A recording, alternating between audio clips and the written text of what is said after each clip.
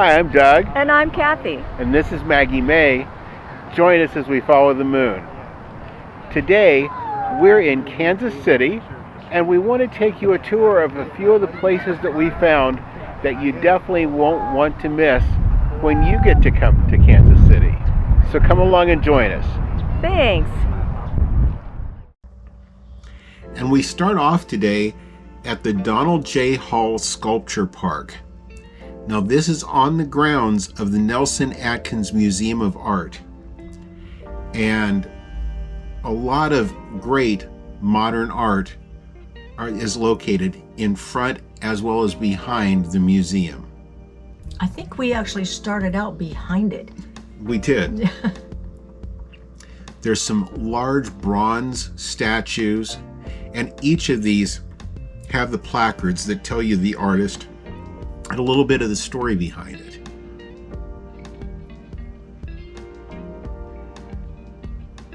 Some of these pieces are massive. There's a child playing at that. They're very interactive. This one's along a walking path. This is an all-glass labyrinth that is just so cool.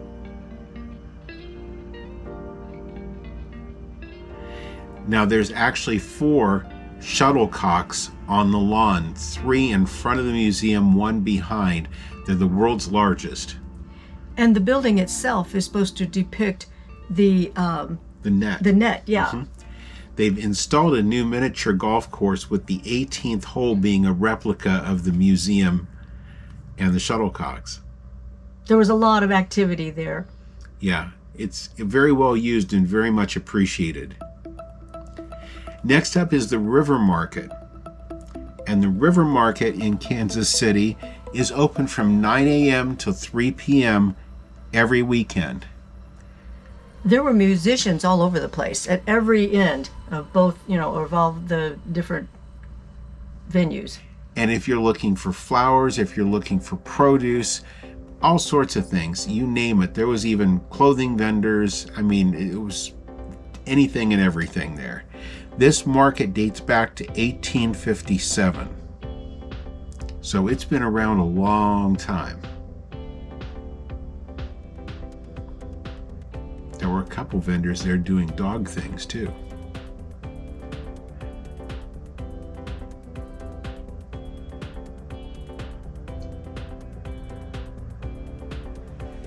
Now there's more than just the plants and the vegetables and those sort of vendors. There's some other larger permanent buildings. Right here is the Arabia Steamboat Museum. We had lunch at the Hibashi House, all authentic Mediterranean food. And for those who know that I like baklava, right there it is. Yep, along with the falafel plate, and I had the gyro and hummus. Fantastic. Now, right around the market is the Kansas City Streetcar. And the Kansas City Streetcar actually runs from River Market a little over 2 miles to Union Station, makes a loop. The day we were there, they were running about every 12 minutes. The thing that's unique about this mass transit system is it is totally free. There is no charge to use this. So hats off to Kansas City. That's a great thing to provide. Absolutely. All electric, very modern, very clean. Very clean.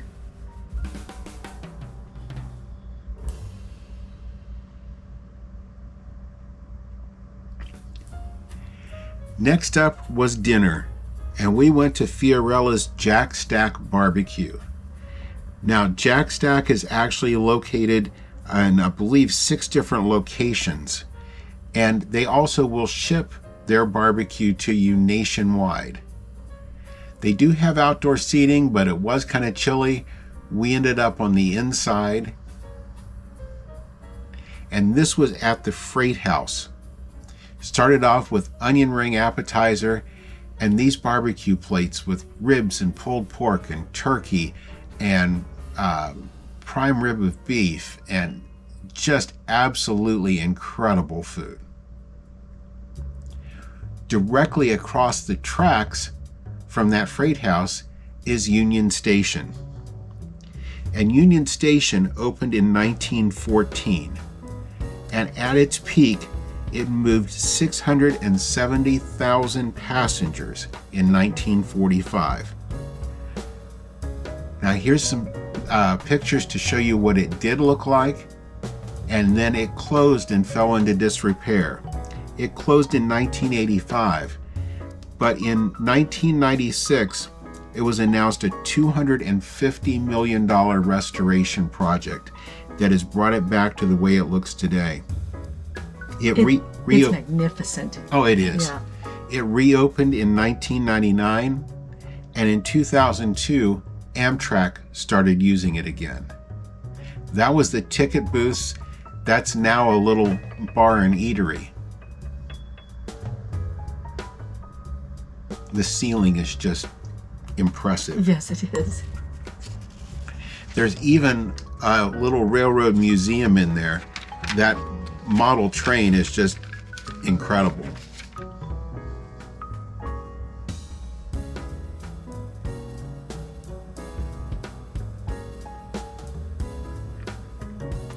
You can spend a lot of time in Union Station just soaking it all in. Mm-hmm. It even has its own post office inside, and that is an electric baggage wagon that's on display right outside of its post office.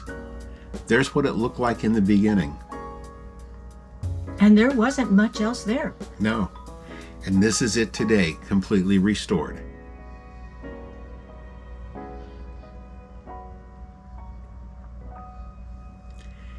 It has one of the most beautiful fountains located right out front, but it wasn't yet turned on. But looking across that fountain, you'll see the National World War I Museum. Now, the National World War I Museum was originally constructed in 1919. We were told we could go to the top of that tower and all you could see was pasture land. Mm-hmm. And the Liberty Memorial Association in Kansas City raised more than $2.5 million in just 10 days to build this. Back in those dollars, that's equal to $35 million today.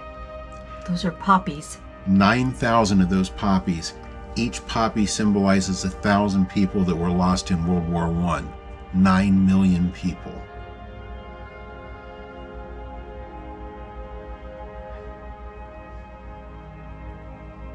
And there you can see the tower.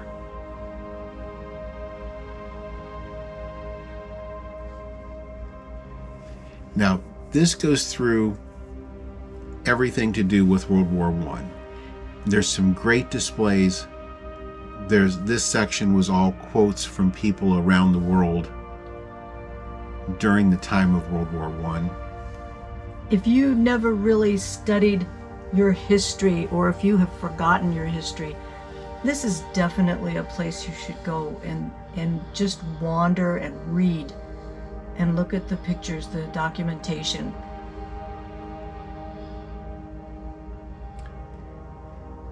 And this has the cannons.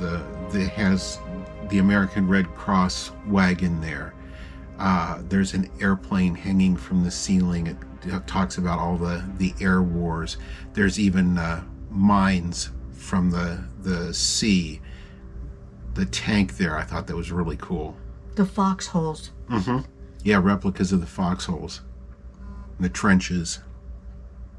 This was America's contribution with the stamps and. Mm-hmm. Now, at the top of the structure is the tower. And the tower has an elevator that takes you straight to the top. Most of the way.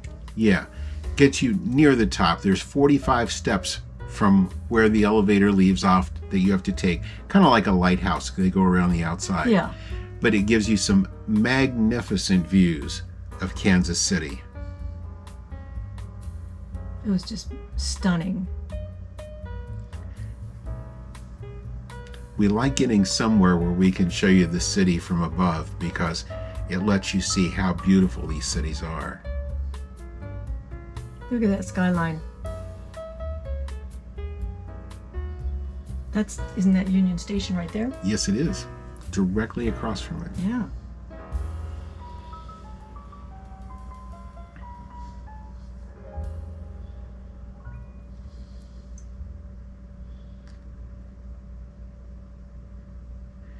Next up was Maggie's favorite thing to do in Kansas City. Oh, was she something? This is called Bar K.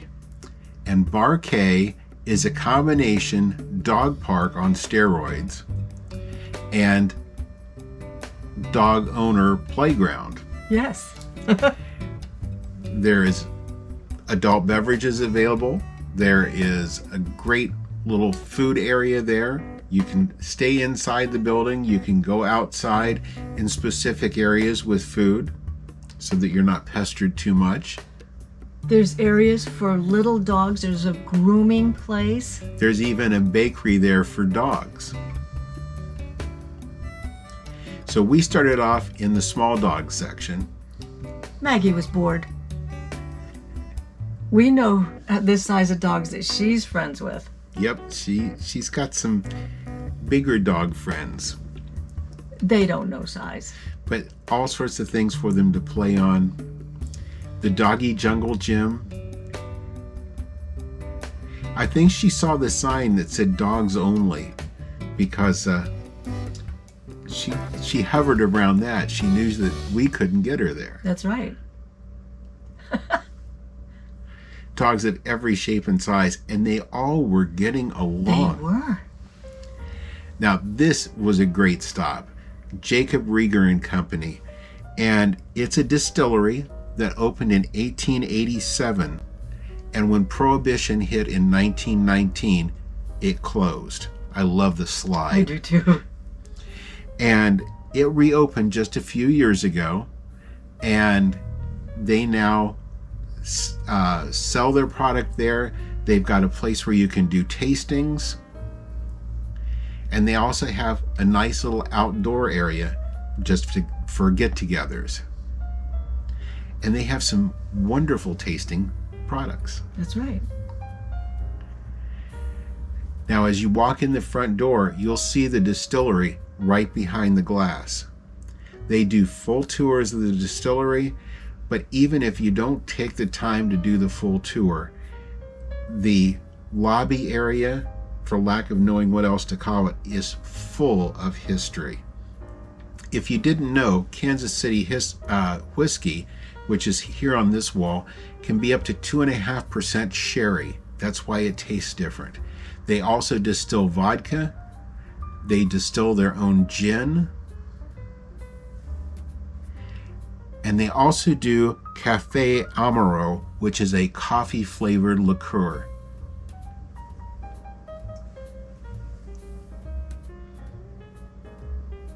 Their historical documentation was amazing. And it's not all about the distilling business. It's about Kansas City and everything that happens in Kansas City. Yeah. There's actual blueprints.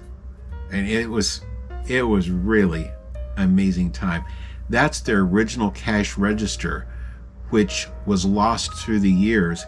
They found that cash register, and the people who had it donated it back to the distillery in 2021, just last year.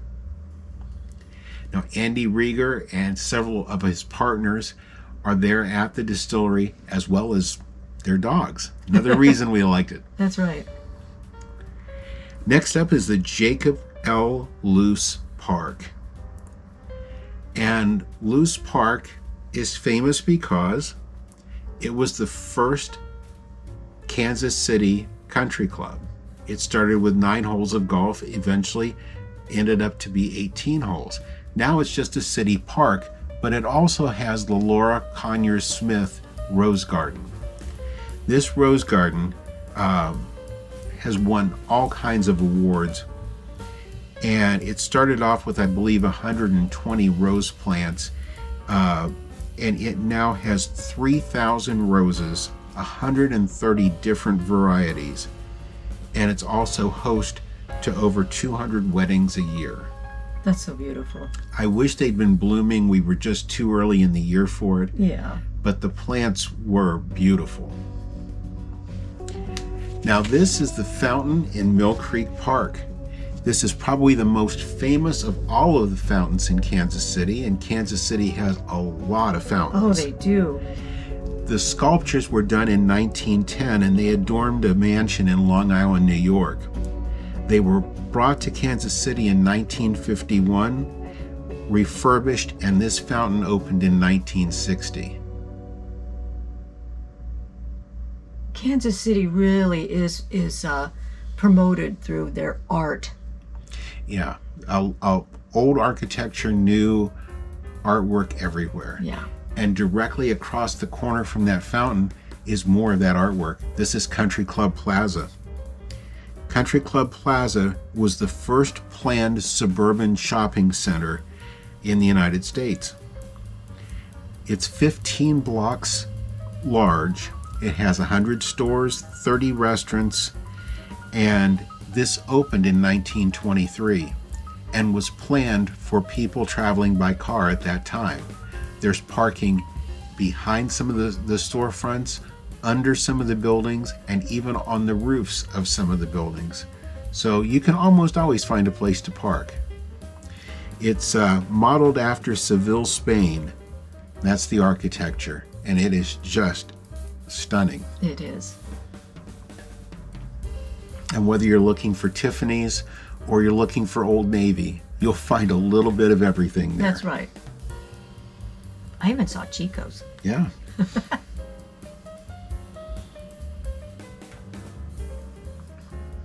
These hearts were everywhere. All over the city. Yeah. Next up is the Ewing and Muriel Kaufman Gardens. And this garden opened in 2000. So it's one of the newer attractions in the city. Tulips were just unbelievable. Yeah. This is actually the final resting place of Ewing and Muriel Kaufman. Ewing passed away in 1993 and Muriel in 1995. And this was created and donated to the city in their memory. There's a small building there that has some of the palms and the more tropical type plants. This is actually their final resting spot.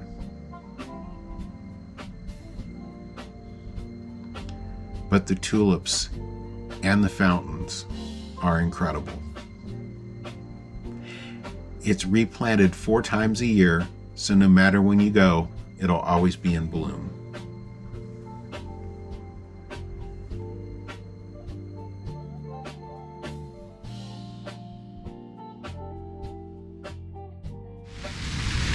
Well, we hope you've enjoyed our time in Kansas City as much as we've enjoyed our time in Kansas City.